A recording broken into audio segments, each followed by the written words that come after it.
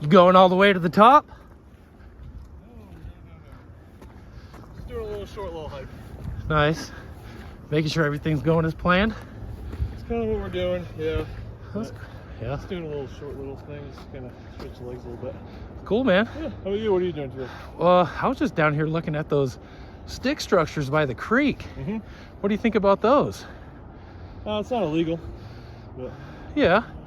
Not illegal, I'd hope not. it's not illegal to live. Well, it's not illegal to put it up. Who do you Yeah, think's live- doing it? That's kids. You think so? Mm-hmm. Over and over? Mm-hmm. Never thought about the Sasquatch? Haven't told them about that. Seriously though, that's who's doing it. Oh, okay. I asked the kid down here one time, I go, you made these during your school? And he's like, well, we found one time and then we started making them. But I don't think the kids started it. That's a Bigfoot thing. Oh, all right. But I was curious if the Rangers knew, or if the Rangers, you know what I mean? I see your trucks everywhere and I was like, oh, you look young and approachable. I'm going to go say Well, I something. appreciate that. You got it, man.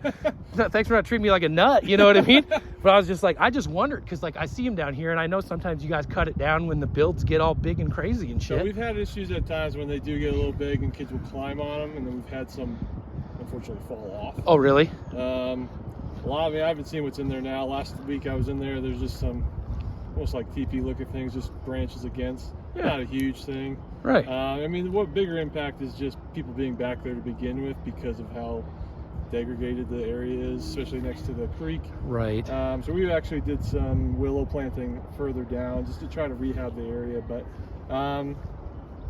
yeah, we used to have a school group that would come. They used to be a lot more active. But the creek is a pretty big draw for kids. You know, it's not really that dangerous. I mean, it's flowing a little bit now with the runoff, but right. compared to Clear Creek or Bear Creek. Oh yeah, for sure. Nothing, You're not going to probably drown in that. Somebody will yank you out before. Yeah, absolutely. You hope, but we do get a lot of families and the young kids around here, but yeah, that's the only people that I've kind of witnessed. So you close this place up at night then, do you?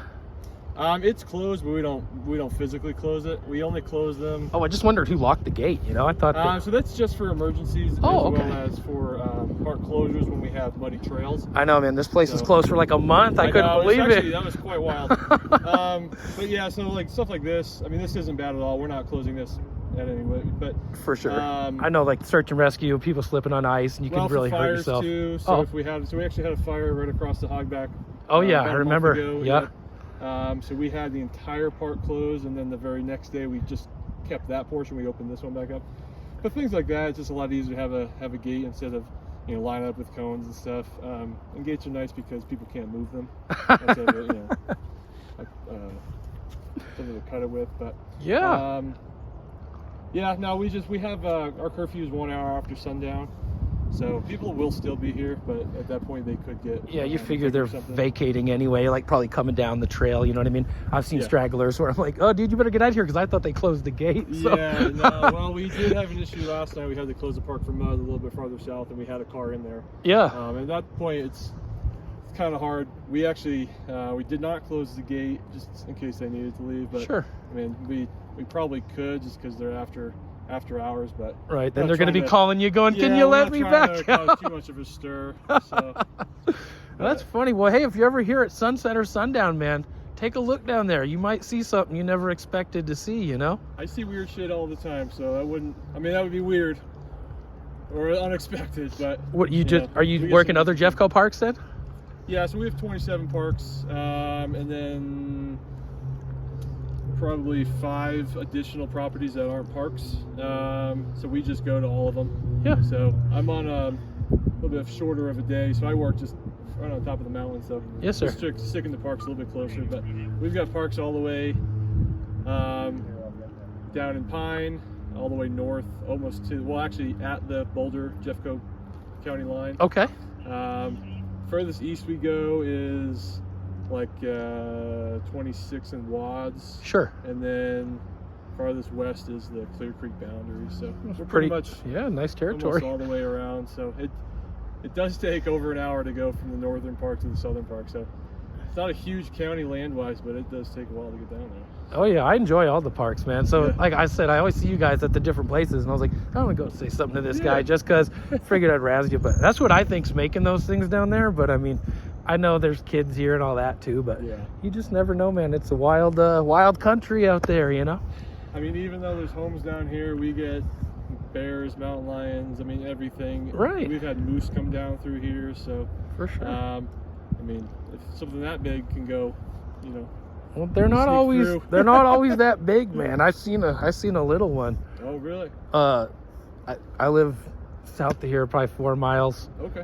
And I thought it was a dog, and it was on all fours, and the head was shaped like pointy, like almost like a football, but I thought it was a dog looking up at the sky. It was like in a full moon at night, and I stopped and I looked at it, and then it realized that I was looking at it, and then it put its head all the way down, and I was like, is this I still thought it was a dog, but I couldn't find the ears or the eyes, and when it did a turn like this, just on a dime. And the eye shine, I saw the eye shine, like the reflective night vision, but it was on the underside of the head. And dude, my eyes started tearing up. I was like in shock right when I saw it. But I don't think they're all like giants, you know what I mean? Mm-hmm. There's little ones that might come down like around, because this is in a neighborhood, you know what I mean, where we don't have any fences or nothing, but yeah. I find some barefoot footprints along Bear Creek that I got size 13, and they're as big as mine. And they're in like that deep in the mud, and I'm not even hardly making an impression, and I'm like, I think they're sneaking through, man. But I find those structures everywhere, and this is like a hot spot where I always come through and see what's new. Yeah. But it's kind of cool that you just like leave them for a little while, because certain places they'll knock them down. Yeah, I mean, we've done that, right? But I mean, again, it's relatively harmless. I mean, we would prefer people not moving sticks and rocks, because that's habitat for something, whether it's just something as small as like a worm or a grub or something. Sure. You know. Well, if it's Sasquatch moving the sticks, that's indicative of their habitual nature with the sticks and the rocks. You know what I mean? We don't prohibit any wildlife from doing whatever they want. So, but yeah, no, like those, like I said, they're really not an issue. If it becomes a safety issue for humans, we'll maybe do something. But we've knocked these down and they go right back up. So it's almost like we're just wasting our time. Oh, you're super cool though, man. I appreciate you letting me on the inside of your world, because I always wonder what you guys think of those and what happens. So yeah, no, I'm pretty low key and pretty chill about most things. So nice. That's not gonna bother almost anybody. So. Right, not hurting the world in any way. Absolutely. Good deal. Well, I'll let you get on your hike, brother. It was great to talk to you. Actually, I got another coworker I'm gonna meet, so you might be waiting for him. Yeah, he just called. So nice. Were you hiking around or? Not at all. I saw you pull up, and I'm like, gotcha. I'm gonna go say what's up to this guy as soon as he walks by. So, yeah, it was nice to talk to you guys, because I never have actually spoken with the Rangers before. Okay. So, never know what their demeanor or their opinion is. I mean, I'm sure you guys are all nice, but situationally nice. Right. As nice as you have to be. We've got 29 Rangers, so. Okay. We've grown almost double in the last 2 years. Uh-huh. Not 2 years, probably like 5 years. Okay. So you'll probably just start seeing more and more. Our visitation has exploded with the growth of Colorado in general in the Front Range. And then it even doubled down during COVID, when we were kind of the only thing that was open for a lot.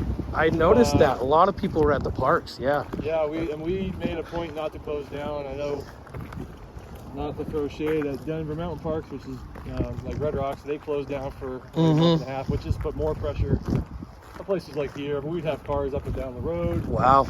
And so we just kind of estimate 10 million visitors a year. Is that right? Wow. Which is on par with some of the busiest national parks in the country. Really? And we have a lot less land, so we have a lot more people per basically square foot, or just have more people. Right. It's a lot more dense. If you look at, I think the visitation is similar to Grand Canyon.